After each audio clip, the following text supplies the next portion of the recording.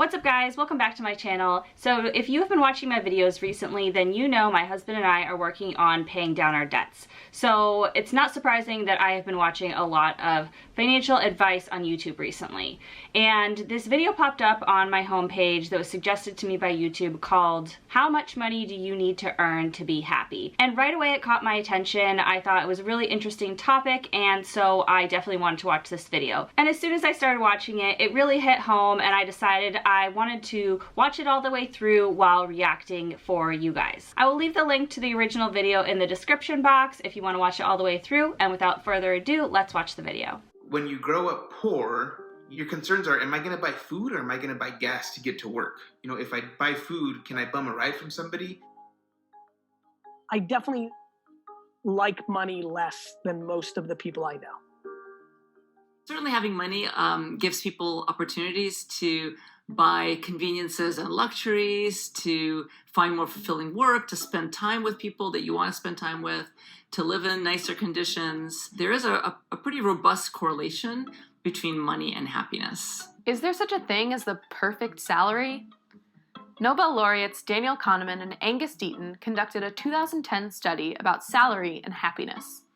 According to this study, once you reach about $75,000, your happiness plateaus.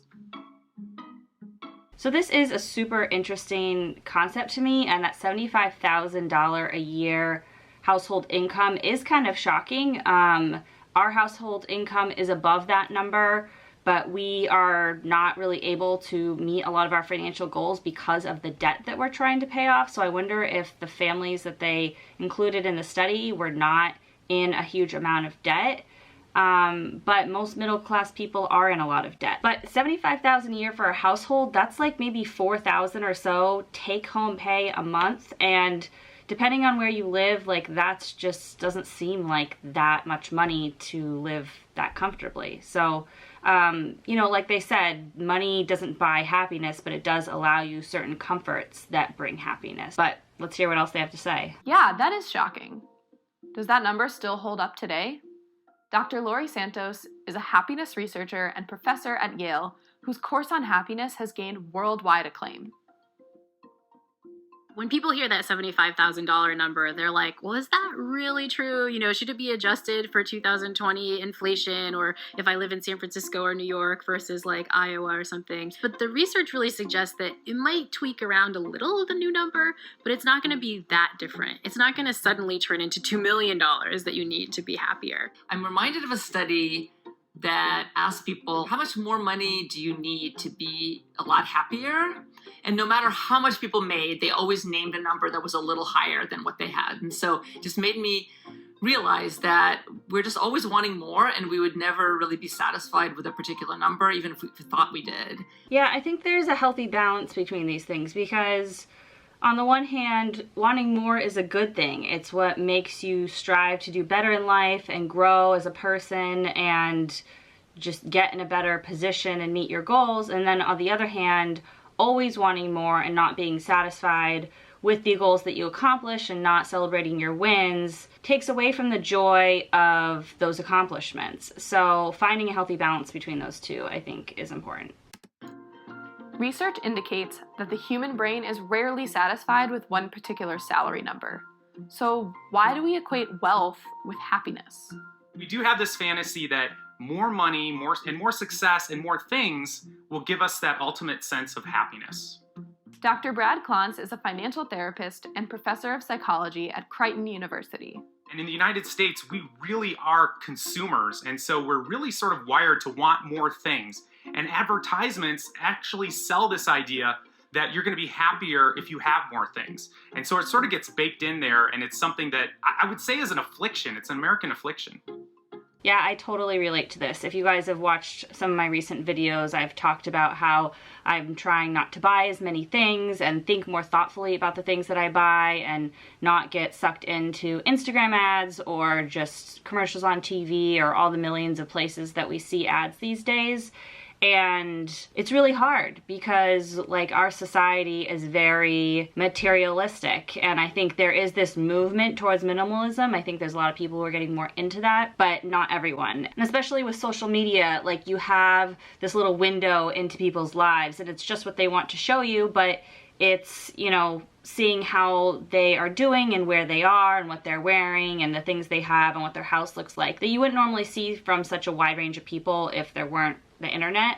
So it's definitely hard not to compare yourself, I think, which is part of the reason like I have an Instagram for my YouTube. Finally I made one, but I'm just not on there that much because I have a really hard time like going on there and using the good parts of Instagram without getting sucked into the bad parts of like the materialistic stuff.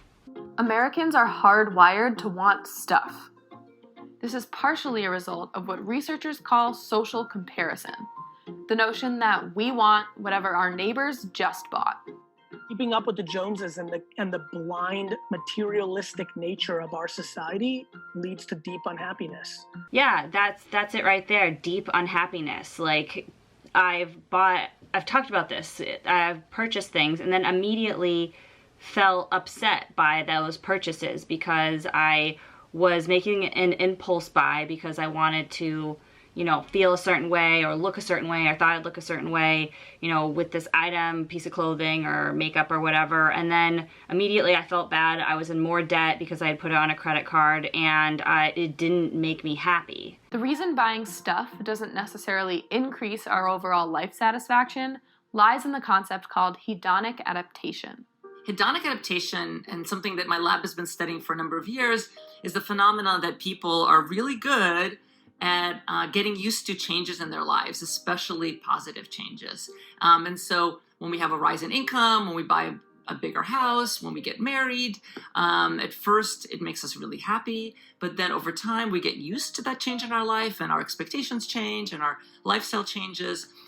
We adapt. It's a central feature of human nature, so we're not going to escape hedonic adaptation, but it's one that if we pay attention to, we can start realizing that some of our intuitions about what we think we need might be wrong. Yeah, I think this is a really important point that, you know, I remember when we moved from our apartment, which was 700 square feet, to our house, which is like 1,600 square feet plus a basement that's another 1,000 square feet.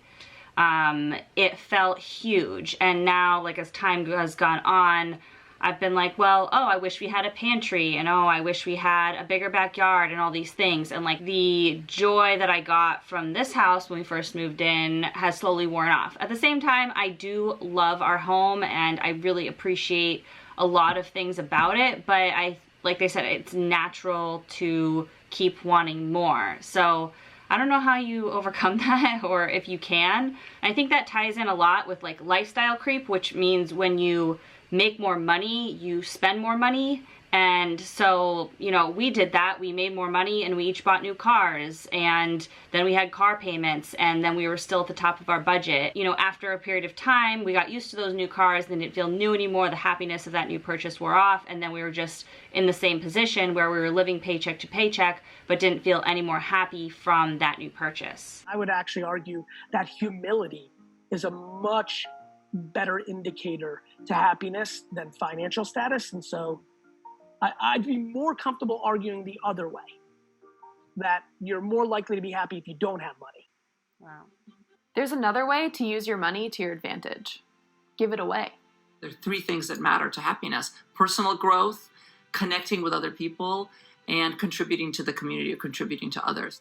Philanthropy makes people really happy. I think right now we have this culture of self-care and treat yourself. You know, we think that material purchases for ourselves are the way to go. But the research shows that that's just not the case. Purchases that we make for other people tend to make us happier than those we make for ourselves. Yeah, this is definitely something I have heard before. A lot of reading I've done and videos I've watched, financial experts and just successful people say that giving back is the thing that makes them happiest, and giving back is the thing that makes you be the smartest with your money too. If you're giving, it just kind of keeps things in perspective. So we definitely try to give. I look forward to doing that more in the future when we get more out of debt. I can totally see why this makes people happier. I have so many friends who, you know, make $53,000 a year and genuinely enjoy their life. And then the serendipity of my life the last 20 years, I have an uncomfortable amount of friends who make $12 million a year and are unhappy. And I think we need to really redefine success. Yeah, I mean, it just makes me think I've been going about this all wrong in a way, because, I mean, everything that this video is saying is more money is not going to solve your problems. It just brings new problems. And but this has been my goal always, is to make more money, and thinking, well, if we just make this much more, then we can, you know, afford a mortgage for this house in this school district. And if we make this much more, then we'll be able to contribute that much to retirement and retire that much sooner. And I think there's a balance to these things, that while more money is not going to make you happier, it'll help you accomplish your goals sooner. But if you don't enjoy the process, then when you get to that goal, it's not going to feel fulfilling in the way you expect it to. Because if you're just always wanting more, then the sky's the limit, and you're never going to finally attain that level of financial stability or wealth or anything that is going to scratch that itch of, okay, now it's enough. So what are some ways to make the money we have work in our favor? Spend it where you genuinely know and you genuinely appreciate it, not because you're using it as collateral to position yourself to impress people that ultimately you don't even like.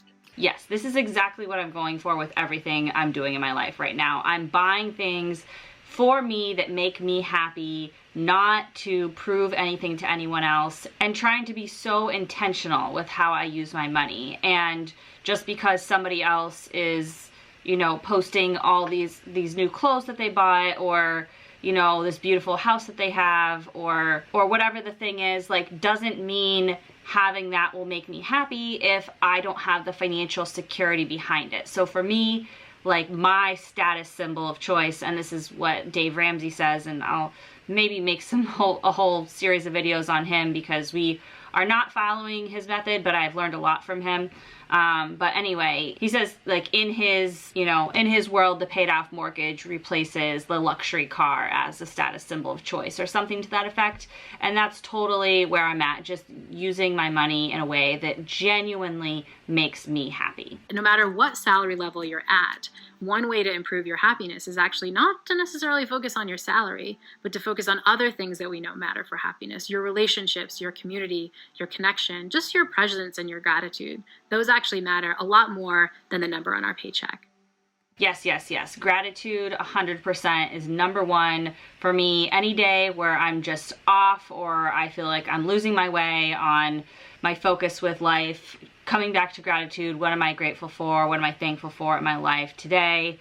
And that just always centers me and helps me focus on what actually matters in my life. That is it for today's video. I hope you guys liked this video. It was different than any other video I've done before, but I just really thought it would be interesting. If you guys have any reactions to this video or my comments on it, put it in the comments below. I'd love to know what you guys think about this topic. Would you guys be happy with $75,000 household income a year? Maybe that's more than you make, maybe it's less, I don't know. But for me, I just feel like with the goals I have in life, that's just not enough money to accomplish those goals. But maybe I just haven't gotten there yet in figuring out what's really important. Regardless, I think this is a really interesting subject. This is not the last time I'll be thinking about this or even talking about this on YouTube. So I hope you guys enjoy this video. If you like the video, give it a big thumbs up. It really helps out my channel. If you want to follow along and follow my debt payoff journey and see where this goes from here, then hit the subscribe button. I'd love to have you, and I'll see you guys soon in my next video. Bye.